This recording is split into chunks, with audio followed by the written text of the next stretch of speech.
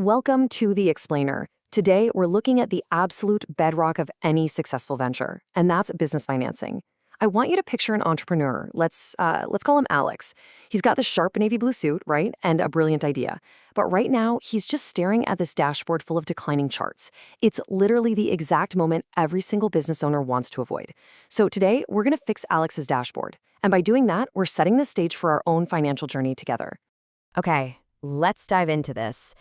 Have you ever wondered why two companies can start at the exact same time, right in the exact same industry, and one just skyrockets into a massive success while the other kind of quietly closes its doors? I'll tell you a secret. The answer rarely comes down to who had the better logo or, who had the cooler office space. No way.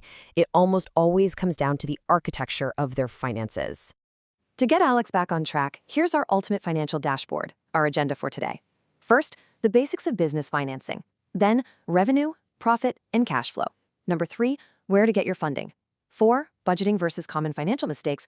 And finally, financing for sustainable business growth. All right, let's kick things off with Section 1, the basics of business financing. By definition, business financing simply means obtaining and managing money to start, run, and grow a business. But honestly, try to visualize this as a living, breathing ecosystem. Money is the energy.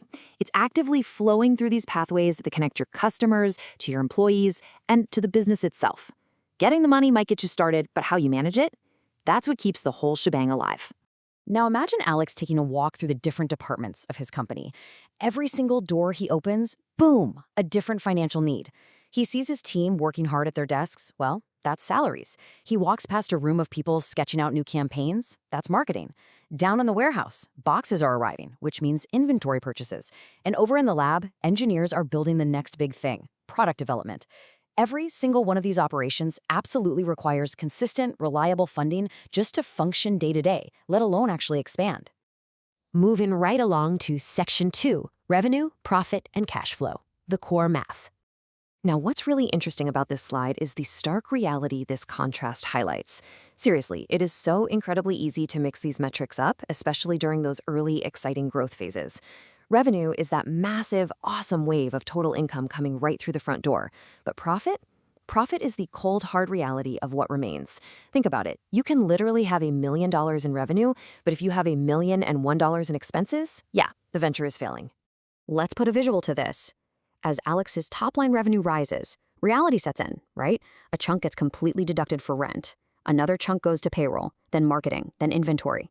By the time those day-to-day operational realities eat into that big revenue bar, that smaller remaining piece down at the bottom, that's the profit. That is your actual baseline. But hold on, because there's a third pillar here, and honestly, it's often the silent killer of startups: cash flow. This is simply the movement of money in and out of a business. Picture Alex watching these incoming green arrows representing cash arriving and outgoing red arrows representing expenses leaving. The whole trick here is timing. If the red arrows leave the company on a Tuesday, but the green arrows don't show up until Friday, well, Alex can't pay his bills on Wednesday. And that's true even if his business is technically profitable on paper. Managing that real-time flow is absolutely crucial. Okay, so we know the math. Let's look at Section 3, where to get your funding. Let's walk through how a founder actually builds this capital over time. Step 1 is almost always personal savings. This is Alex using his own hard-earned money to launch his startup. Yeah, it's super risky, but it proves he has real skin in the game. Step 2, bank loans. Here, Alex puts that navy suit back on, meets with the bank manager, and navigates all the paperwork to secure some traditional debt. Step 3 levels things up to investors. Now Alex is in this sleek, modern boardroom pitching his vision to venture capitalists to raise capital in exchange for equity. And finally, Step 4 is crowdfunding. That's launching an online campaign where the public can just fund the idea directly. And really, businesses can use any combination of these to raise their vital capital. Which brings us to Section 4, budgeting versus common financial mistakes, the high stakes of management. So the crucial point is that just getting the money, that doesn't guarantee your survival. Management does. Smart strategies mean you're organizing expenses, you're controlling your spending, and you're actually following a clear budget. On the flip side, the warning signs are usually glaringly obvious: overspending, excessive debt, poor planning, and ignoring cash flow. So many businesses fail simply because they ignore these basic fundamental principles, and they just let those outgoing red arrows completely overwhelm the incoming green ones. All right, our final stop, Section 5, Financing for Sustainable Business Growth. See, when you actually master your finances, you unlock the fruits of strategic expansion. Alex's company isn't just surviving anymore, it is thriving. And what does that actually look like? Well, it looks like brand new modern offices opening up. It looks like a flood of super talented employees joining the team. It looks like sales consistently increasing. And those once worrying stock charts we saw earlier, they're rising steadily upward.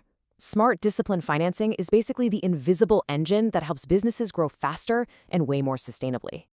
And this brilliantly illustrates the ultimate takeaway from our source material. Business financing is not just about money. It's about creating opportunities, managing resources, and building long-term success.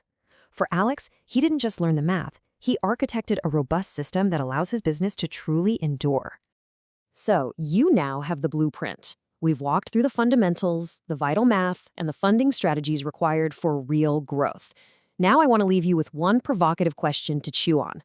What's your strategy for your next big idea? Take these lessons, build your financial architecture carefully, and I'll see you in the next explainer.